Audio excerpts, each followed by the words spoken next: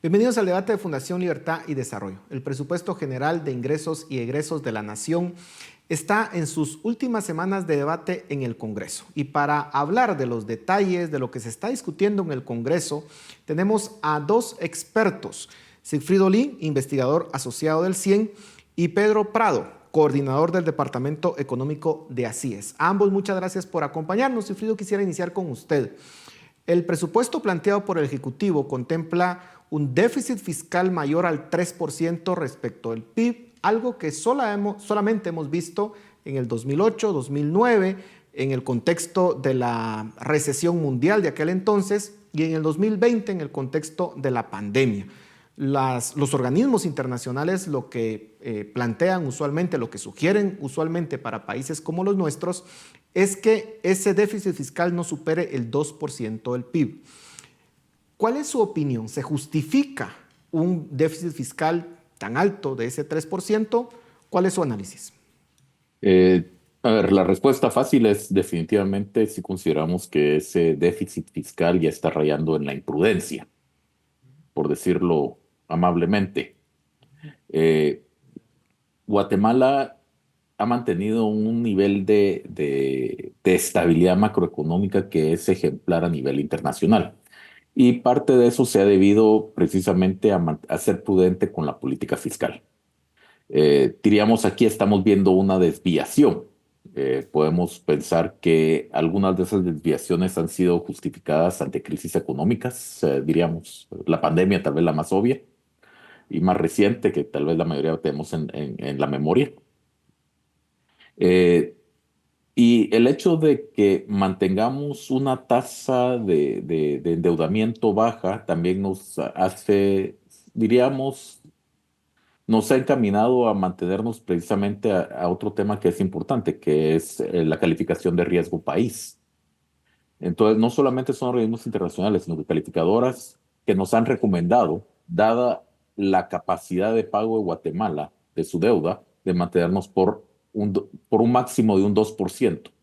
Y algunas desviaciones, diríamos, extraordinarias en algunos momentos se pueden justificar. Sin embargo, ahorita no se justifica y por otras razones adicionales. Lo que estamos viendo es que también solo una pequeña parte de este déficit es para inversión y el resto estamos viendo que es para un crecimiento insostenible del gasto corriente, que es realmente el gran problema atrás de todo esto. Pedro, ¿cuál es su visión? ¿Coincide con ese análisis de que tenemos un déficit planteado bastante alto, más de lo normal? Algunos quieren justificarlo y dicen, bueno, pero es que las necesidades del país son tantas y entonces es necesario incrementar el gasto público, pero ¿realmente se justifica, Pedro? Sí, gracias por el espacio y la invitación. Y coincido con la apreciación de Sigfrido. Creo que no obstante las necesidades que bien se señalan por el lado del gasto público, es muy atrevido, entre comillas, ese déficit fiscal que se está planteando.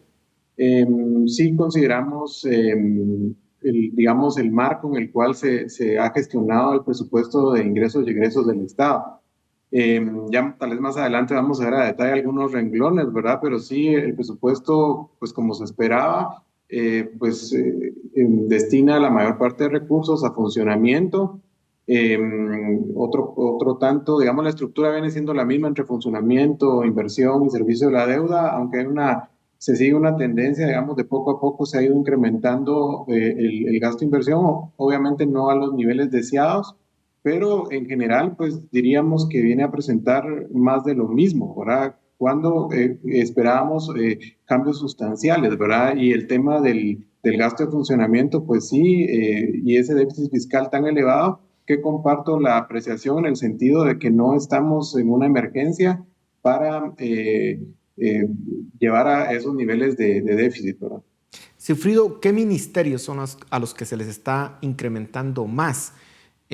Por ejemplo, el Ministerio de Educación, pues es el que de los ministerios el que más se le asignan recursos, pero sabemos que usualmente eso viene por pactos colectivos que se negocian con el sindicato, que pues ya sabemos cómo opera con todos los gobiernos. ¿Qué ¿qué podemos ver? ¿Qué podemos concluir respecto a las prioridades que este gobierno le estaría dando a elementos como salud, educación, infraestructura? Creo que el ejemplo de educación es uno de los mejores ejemplos. Guatemala, desde hace casi 30 años, se puso una meta de mejorar la educación en Guatemala. Y parte de esa meta era mejorar la cantidad de recursos que recibía educación. Sin embargo, cuando miramos los resultados, son que hoy en día estamos en el lugar 77 de 80 países en calidad educativa. O sea, estamos al final de la cola. Hemos estado aumentando y aumentando recursos, pero sin necesariamente se traduzca un impacto. Y eso tal vez es un poco lo que nos preocupa del gasto social. No se justifica precisamente estar incurriendo en estos déficits si la calidad del gasto social no está mejorando. Y eso es cómo se transforma en mejor calidad de vida para los guatemaltecos. Actualmente se le está aumentando 3.000 millones más de quetzales al Ministerio de Educación. Va a alcanzar va a superar los 25.000 millones de quetzales. ¿Y a qué se va? Se va a pagar sueldos sin que esos sueldos se traduzcan en una mejor calidad educativa. Entonces, diríamos, y así, para agregar un poco otro tema, estamos hablando de que se está negociando un pacto colectivo que va a volver a incrementar ese gasto sin necesariamente mejorar la educación de los niños. Entonces, y un pacto colectivo que los guatemaltecos desconocemos. Entonces, sí, el sindicato tiene todo el derecho de negociar su pacto colectivo en confidencialidad, pero los guatemaltecos no tenemos por qué pagarlo si eso no se va a traducir en mejoras de la calidad de la educación. Ahora, Pedro, infraestructura, que ha sido descuidada durante años. De hecho, ha venido cayendo la inversión en infraestructura como proporción del PIB. Y eso es una tendencia que inició precisamente en 2008, 2009 y no se ha logrado recuperar. Este presupuesto plantea un incremento en esta prioridad tan sentida en estos momentos en el país, ¿o no? Los recursos especialmente para el Ministerio de Comunicaciones, Infraestructura y Vivienda pues están sugiriendo por un poco más de 9.900 millones de quetzales.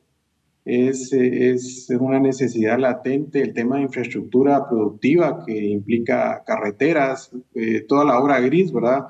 Cuando hablamos los economistas de infraestructura productiva, hablamos de toda la obra gris, pero sin olvidar caminos rurales, por ejemplo, tan importantes para el tema del desarrollo local. Entonces, sí, en esa cifra más o menos estaría ubicando de aprobarse como está recomendado en el proyecto correspondiente el presupuesto, esa cifra. Sin embargo, es importante mencionar que en los últimos años alrededor de este ministerio, pues se han conocido varios casos de corrupción, ¿verdad? Incluso las autoridades del actual gobierno y ministerio han informado de casos que han encontrado, ¿verdad? De administraciones anteriores. El país está de rodillas, creo yo, en ese tema. Veamos las carreteras, el kilómetro 44 de la carretera que nos lleva a la costa. Digamos, es urgente, pero es urgente en temas de competitividad, de crecimiento económico, de bienestar social, de atracción de inversiones, que se ejecuten esos recursos con calidad y transparencia, como decía también Sigfrido, ¿verdad? En el tema de educación. También en el tema de infraestructura se demanda por parte de la ciudadanía mejores resultados, ¿verdad? El tema de por ejemplo, de los accesos a los sitios turísticos, ¿verdad? Guatemala tiene un potencial importantísimo en esa área que no se puede explotar al máximo precisamente por la falta de una infraestructura adecuada. Entonces, ahí están los recursos, están sugeridos, veamos cómo queda aprobado, que ojalá se apruebe un nuevo presupuesto, también hay que decirlo, ¿verdad? Por parte del Congreso de la República, porque también hay tiempo, hay recursos en este proyecto de presupuesto y lo ideal es que se apruebe un nuevo presupuesto para el año siguiente y no tengamos los casos que hemos tenido en el pasado de que tiene que estar vigente el anterior por alguna cuestión de que no se aprueba ahora. Sigfrido, ambos coinciden en que el déficit fiscal planteado en este presupuesto pues es más allá de lo razonable y de lo prudente. ¿En dónde podría cortarse? Digamos ya que se tiene la discusión en el Congreso. ¿En qué rubros podría cortarse el gasto propuesto para que ese déficit pues llegue al 2% del PIB, que es en el límite, digamos, de lo prudente? Definitivamente aquí hay algo que Pedro mencionó, y es no solamente recortarlo, sino que es también entrarle a la estructura de ese gasto. Nos tienen muy preocupados de que realmente la inversión física, esa creación de infraestructura, realmente responda a las necesidades del país. Eso es algo que es importante. Segundo, lo que nos preocupa, como mencionaba al principio, es ese incremento en los gastos corrientes, o sea, ese pago de sueldos y salarios. ¿Y por qué es eso insostenible? Porque lo que hemos visto es que una vez se incurre en eso, ya no retrocedemos. Y tercero, algo que realmente uno esperaría que empezara a cambiar, y es esas rigideces en el presupuesto. Regresando un poco a esto de presupuesto.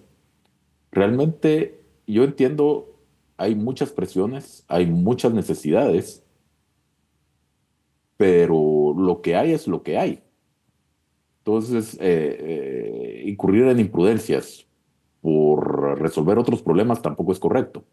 Entonces, aquí lo que estamos viendo es que lo que está creciendo es el gasto corriente, y ahí es donde tiene que recortar el Estado para que esto sea sostenible. Ahora, parte del incremento en el gasto corriente, por ejemplo, en el Ministerio de Gobernación se ha anunciado que se van a contratar varios miles más de policías. Uno podría entender ahí que de hecho en Guatemala tenemos una escasez, podríamos decir, de agentes de seguridad pública si nos comparamos con parámetros internacionales. Entonces uno puede entender ahí que se va a aumentar el gasto corriente, pero vamos a ver, pues esperaríamos más agentes de la policía, más presencia en el territorio nacional, y eso debería de repercutir en mejores índices de seguridad. Pero Pedro, aparte de esa justificación que pueda haber en el Ministerio de Gobernación, ¿hay alguna justificación en el resto de ministerios en el incremento en el gasto corriente? Sí, yo creo que pues las necesidades planteadas pues ahí están, ¿verdad? Y estoy de acuerdo en el tema de seguridad, en el tema de salud, en el tema de educación, en el tema de seguridad alimentaria y nutricional. Sin embargo, es importante evaluar la capacidad de gestión, ¿verdad? Veamos lo que sucedió en pandemia cuando se contó con recursos extraordinarios y no se dio la talla, digamos, en el sentido de tener esa capacidad institucional de ejecución. Y yo creo que es lo mismo lo que pasa ahora. Nosotros lo analizamos que por cierto la publicación la vamos a conocer el día de hoy. Hay un programa a lo interno del Ministerio de Economía, como ejemplo, ¿verdad? De fomento a las micro, pequeñas y medianas empresas, que por cierto Cifrido estuvo a cargo de ese viceministerio en alguna oportunidad y conoce muy bien el tema. Y hay un incremento extraordinario a esa asignación presupuestaria, que no está mal, digamos, ¿verdad? Pero el tema y la recomendación es evaluar esa capacidad de gestión, ¿verdad? Tal vez ahí lo sugerido es ir incrementando gradualmente esos recursos, y lo mismo aplicaría también, bueno, en los temas que se menciona de seguridad, pues se requiere también una mejor calidad en esa gestión de los recursos, ¿verdad? Evaluaciones de desempeño del personal a cargo de determinadas funciones, en este caso de la seguridad, como se mencionaba, ¿verdad? En el tema de educación, pues también las evaluaciones de desempeño, todo esto debe hacerse, y así lo indica la metodología de presupuesto por resultados, ¿verdad? Sin embargo, pareciera que se ha olvidado y que se ejecuta solo por ejecutar. También una revisión muy exhaustiva del todo el personal 029, por ejemplo, tantas asesorías que hemos observado en gobiernos anteriores con salarios de más de 30,000 quetzales, y cuál ha sido el resultado, digamos, eso es lo que la ciudadanía espera ver, ¿verdad? ¿Cuál es ese impacto en su calidad de vida? Ya se me está terminando el tiempo y tenemos ya muy pocos minutos, pero Sigfrido, dos temas. El primero es, ya usted hablaba sobre las rigideces que tiene el presupuesto. Entonces la pregunta es, ¿se puede plantear un presupuesto radicalmente distinto de un año a otro? Y realmente se puede pensar en un presupuesto por resultados, como ustedes lo mencionaban, de un año a otro, o este es un proceso y qué pasos se tienen que seguir. Yo sé que la pregunta es demasiado, daría para una conferencia entera, pero tenemos pocos minutos. Entendemos esta situación, entendemos que no es fácil, pero por ejemplo, en casi un año de gobierno no hemos visto propuestas de reformas a la ley de servicio civil, reformas a la ley de presupuesto, reformas a la ley de contrataciones del Estado. Entonces, hay que entrarle a eso y hay que entrarle a más leyes para ir eliminando muchas de estas rigideces. Entonces, como bien dijo Pedro, lo que estamos viendo es más de lo mismo. Estamos viendo que se le incrementan 1.000 millones más al MIDES sin ningún impacto en la pobreza en los últimos 10 años. Miramos que se le agregan otra cantidad parecida al programa del adulto mayor en el Ministerio de Trabajo, que supuestamente es para adultos mayores en extrema pobreza y más de la mitad se va en, ¿cómo se llama?, en gente no pobre. Entonces, ¿cuál es el impacto que estamos esperando? Y por lo menos algo que sí deberíamos de empezar a hacer inmediatamente es poner indicadores de desempeño. Si yo estoy gastando un quetzal del erario público, ¿qué espero recibir a cambio de eso? ¿Y cómo lo voy a medir?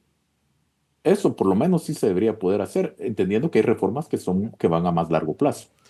Hablemos de un último tema y es ya el proceso de negociación en el Congreso. Sabemos que la moneda de negociación siempre ha sido el tema de los consejos de desarrollo y ahí, digamos, es la forma en que se logran los apoyos dentro de los diputados. Pedro, vamos a ver nuevamente esa negociación en el Congreso. Se le está aumentando significativamente a los consejos de desarrollo. ¿Cuál es su opinión al respecto?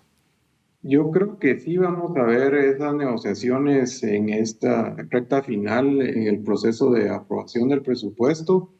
Sí me gustaría comentar, y cuando estuvimos en la Comisión de Finanzas allá en el Legislativo, que nos invitaron a opinar respecto a este proyecto, pues hubo un intercambio interesante de opiniones respecto al papel de los consejos de desarrollo, ¿verdad? Nadie, por lo menos desde acá, no cuestionamos el papel que juegan en el desarrollo económico y social a nivel local, que creo que es importante. No obstante, hay que reconocer que hay que hacer cambios para mejorar esa gestión en transparencia, en ejecución, porque no es posible que esos niveles de ejecución se sigan registrando, impactando poco en el bienestar de la población. Entonces, está bien, pero sí tener más mecanismos de control, de transparencia y de calidad del gasto público. Bueno, me quedan 15 segundos y una pregunta con una respuesta muy breve de parte de ustedes. Sigfrido, ¿debe de aprobarse un nuevo presupuesto o el mal menor sería trabajar con el presupuesto vigente el próximo año? Definitivamente, diríamos ahorita lamentablemente ya acarreamos un par de años con varios vicios en el diseño presupuestario. Que este año no se aprobó presupuesto, hubo que aprobar una ampliación, etcétera, etcétera. Diríamos, se han hecho muchas irregularidades. No digo que por eso sea malo. Y por eso se hace necesario un nuevo presupuesto. Pero este debe ser de acuerdo a las realidades macroeconómicas del país. Y aquí estamos fuera de ellas. Pedro. Sí, también coincido. Debe ser un nuevo presupuesto, algunas modificaciones importantes al proyecto presentado. Pero lo mejor es trabajar con un nuevo presupuesto.